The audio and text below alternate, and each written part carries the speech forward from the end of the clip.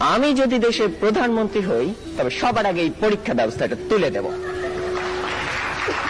মাননীয় প্রধানমন্ত্রী, সম্মানিত সভাপতি ও উপস্থিত সুধীবৃন্দ, ইহার চেয়ে হতেন যদি অনেক কিছু তো হতে ইচ্ছে করে, কিন্তু বাবার অত্যাচারে কি কোনো কিছু করার বা হওয়ার সত্যিই জো আছে?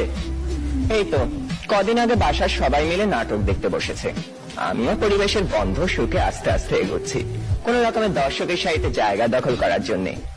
অমনি বাবা গুরুগম্ভীর কণ্ঠে আদেশ জারি করলেন, দুদিন পরে তোমার পরীক্ষা, এখন তোমার এইসব নাটক ফাটক দেখা চলবে না। কি আর করা, দরজার চৌকাঠ থেকেই ফিরে যেতে হলো। যেতে যেতেই শুনতে পেলাম নাটকের ছেলেটি তার বাবাকে বলছে, আমি এবার পরীক্ষা দেব না। ইস, আমি যদি এমন করে বলতে পারতাম, এই নাটকের ছেলেটির মতো হতাম। কিন্তু এ তো শুধু নাটকেই সম্ভব।